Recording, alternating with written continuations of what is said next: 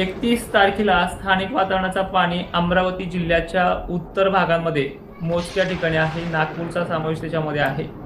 याच 31 मेला जबलपूर, भोपाळ, इंदोर त्याचबरोबर उत्तरेकडील एमपीचे सर्व भागांना अवकाळी मेघगर्जना ही होणार आहे. हा एमपीचा मेसेज होता.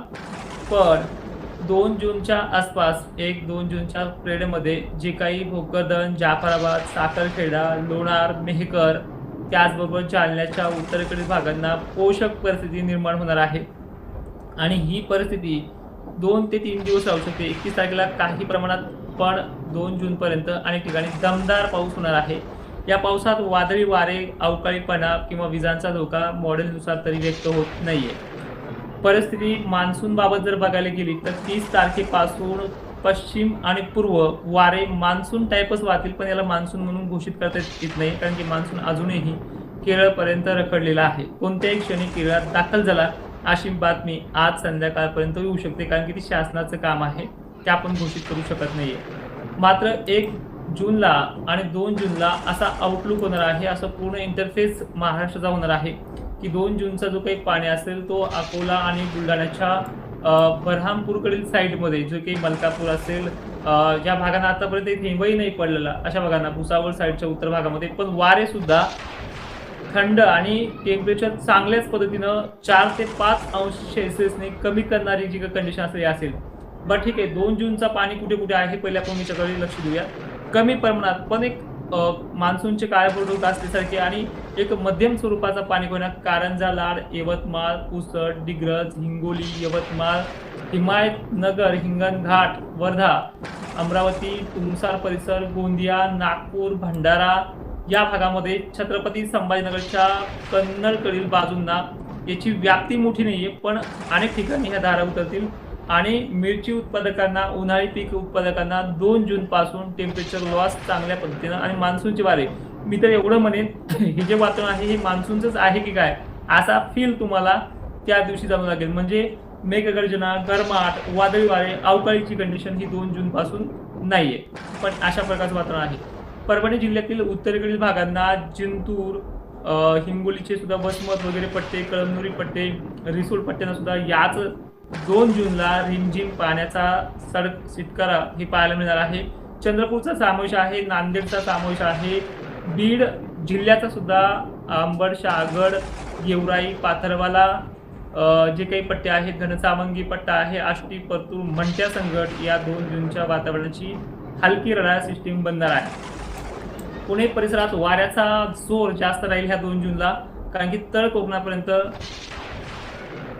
कोकणापर्यंत सिस्टम मोठ्या प्रमाणामध्ये हजेरी लावणार आहे.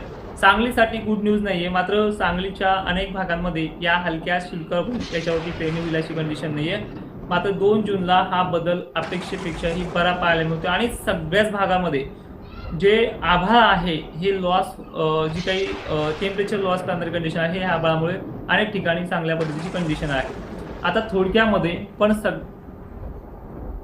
सगळ्या जिल्ह्यांमध्ये ही परिस्थिती कशी राहील हे पाहूयात. खानदेशच्या बाबतीत बोलायचं झालं तर खानदेशला दिलासादायक वातावरण जे आहे 2 तारखेपासून होते. आणि विषय महत्त्वाचा आहे याच्यामध्ये की तुमच्या भागामध्ये आतापर्यंत नुसता गरमाटीचा कहर आणि ढगाचा चिट्टा पण नाहीये. काही भाग जर वगळले तर याच 2 तारखेला हा बदल होतोय. आणि हा बदल कदाचित तुम्हाला मान्सूनचा वाटू लागेल, पण हा मान्सूनचा नाहीये. मान्सून पूर्व वातावरण जेव्हा बनते, अवकाळी नंतर आणि मान्सून येण्याच्या अगोदर 4 दिवस जे वातावरण बनते हे वातावरण अपेक्षापेक्षाही बऱ्यापैकी पाहायला मिळते. छत्रपती संभाजीनगरमध्ये हा पाऊस असेल, अहिल्यानगर, बीड, लातूर, नांदेड पट्टे, पण उत्तर विदर्भामध्ये, पूर्व विदर्भामध्ये याचा दिलासा चांगला राहील. 2 जून ही तारीख आहे. मग हा बदल 31 तारखेपासून 31 मे पासून कुठे कुठे होऊ शकतो हे देखील पाहून घेऊया. छत्रपती संभाजीनगर, बीड जिल्हा, सोलापूर तुरळक ठिकाणी हा असा बदल आहे. भोकरदन, जाफराबादमध्ये देखील ह्या दिवशी 31 मेला दिलासादायक बदल पाहायला मिळेल. 1 तारखेपासून हा बदल थोडा दुप्पट वाढू लागेल आणि 2 जूनला याची दिलासादायक गुड न्यूज तुम्हाला पाहायला मिळेल. पाऊस मोठा नाहीये, पण अनेक लोकांना याची व्याप्ती 40% आहे. अनेक लोकांना याचे धारा वगैरे सर्वशाम पडल्यासारख्या वाटतील, याच्यामध्ये अशी कंडिशन आहे.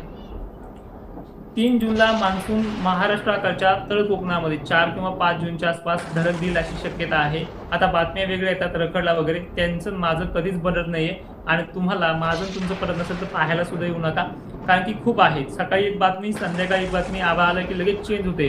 6 दिवसाचा गॅप पण ठेवतात. काल दिवसामध्ये दोनदा बोललेत की सकाळी मान्सून केरळमध्ये आलाय आणि दुपारमध्ये मान्सून लांबलाय.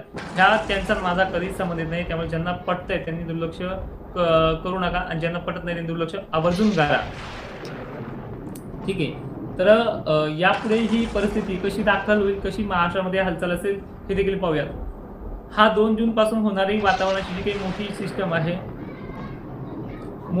आहे, ही सिस्टम सारखी वातावरणामध्ये वारं, शितोडे ह्या दोन्ही गोष्टीला कारणीभूत ठरेल आणि इथून पुढे जवळपास 8 ते 9 जूनपर्यंत हे कंटिन्यू राहणार आहे. कधी 4 दिवस, कधी 2 दिवस, 3 दिवस आणि जवळपास 8-9 जूनच्या पुढे मान्सून महाराष्ट्रामध्ये व्यापायला सुरुवात केल्यानंतर 6 जूनला सुरुवात करेल तो, पण 8-9 जूनच्या पुढे महाराष्ट्रातील अनेक भाग, विदर्भ असेल, मराठवाडा असेल, व्यापायला सुरुवात केल्याच्या नंतर ही परिस्थिती 12 जूनपर्यंत सुधारून 16, 15, 16 जी तारीख तुम्हाला मागे दिली त्यापासून ही वाढत जाईल आणि तिथून पुढे पेरण्या स्टार्टअप होतील. पेरण्या लगेच आता उदाहरणार्थ एक जिल्हा कोणताही उदाहरणासाठी घेऊयात. उदाहरणार्थ नांदेड असेल, लातूर असेल. नांदेड, लातूरचे जे काही भाग असतात, जे काही कर्नाटकला टच आहेत, खालीकडे तेलंगणाला टच आहेत किंवा इकडे विदर्भाला टच आहेत, या भागानुसार जर पाहिलं तर कधी कधी उत्तर भागाला कमी, कधी उत्तर दक्षिण भागाला जास्त, कधी कमी जास्त, अशा प्रकारे 8 दिवसाचा पेरणीचा वेळ गेल्या वर्षी सारखाच प्रत्येक जिल्ह्याला लागू शकतो आणि अशा प्रकारचा हा पूर्णपणे सिस्टीमचा प्रभाव असणार आहे. एकंदरीत चित्र आपण पाहिलं तर हे सुधारत जाणार आहे आणि मान्सून बाबत पोषक परिस्थिती अजूनही कायम राहील अशी शक्यता आहे. थोडक्यात आणि महत्त्वाचं बोलायचं झालं तर जुलै महिन्याच्या खंडाबाबत अनेक बातम्या येतात. तो दरवर्षी असतो. जून महिन्यामध्ये सुद्धा पेरणी केल्याच्या नंतर आठवडाभर मान्सून थांबतो, पण बारीक वगैरे पाण्यावरती हिची पद्धत जी आहे पडण्याची ती चालूच राहते.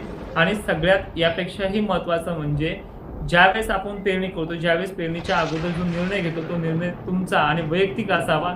इथे कुठल्याही हवामान तज्ज्ञाचं यावर्षी तुम्हाला सजेशन नसणार आहे. जो सजेशन करेल तो व्यक्ती राहिला. कारण की फायद्याची गोष्ट असेल तर तिथे कौतुक केलं जाते आणि थोडं 10% नुकसान झालं तर सपशेल त्याला कारणीभूत ठरलं जाते. त्यामुळे अनेक शेतकऱ्यांना एक विनंती असेल, तुम्ही शासकीय हवामान अंदाज नुसारच पेरणी करायची, त्यांच्या सल्ल्यानुसारच पेरणी करायची. इथे आरोप प्रत्यारोप करायला कोणीही बसलेलं नाहीये. आता वळूयात कमेंटकडे. When will Solapur, Akola, Umarga areas come in sir.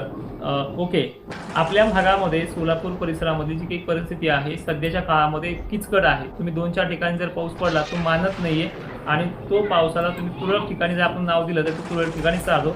सरदूची व्याप्ती सध्या आठवड्याभर तुमच्या भागामध्ये नाहीये.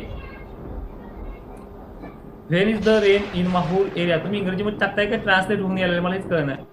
तर माहूर परिसरामध्ये जी काही परिस्थिती उद्भवणार आहे ती जवळपास 2 जूनला सक्रिय असणार आहे. 2 जूनला आपल्या भागामध्ये माहूरगड परिसरात पाणी असेल. Will there the rain stable for the will June sir showing June. Okay, तुम्ही मराठीमध्ये लिहिला, मला इंग्रजी जास्त जमत नाहीये. चालेल.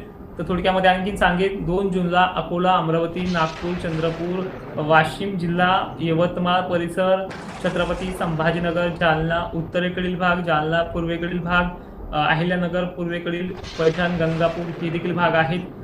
त्याचबरोबर पंढरपूर एरियात थोड्या प्रमाणामध्ये आणि नांदेडच्या उत्तरेकडील भागांमध्ये पूर्व भागाकडे वातावरण सिस्टीम 2 जूनला सक्रिय होते. त्या अगोदर देखील सिस्टीम चांगली आहे, पण छत्रपती संभाजीनगरच्या सिल्लोड भागामध्ये जे आतापर्यंत घडलं नाही ते घडण्याची शक्यता आहे आणि भोकरदन जाफराबादकरांना पुन्हा एकदा भाग वाढून येणार त्यावेळेस अशी व्याप्ती राहणार आहे. जय शिवराय, धन्यवाद. आणि खानदेश बाबत सांगायचं म्हटलं तर खानदेशला सुद्धा दिलासादायक वातावरण 2 जून पासून असेल, पण हा पेरणीच्या योग्यतेचा पाणी नाहीये.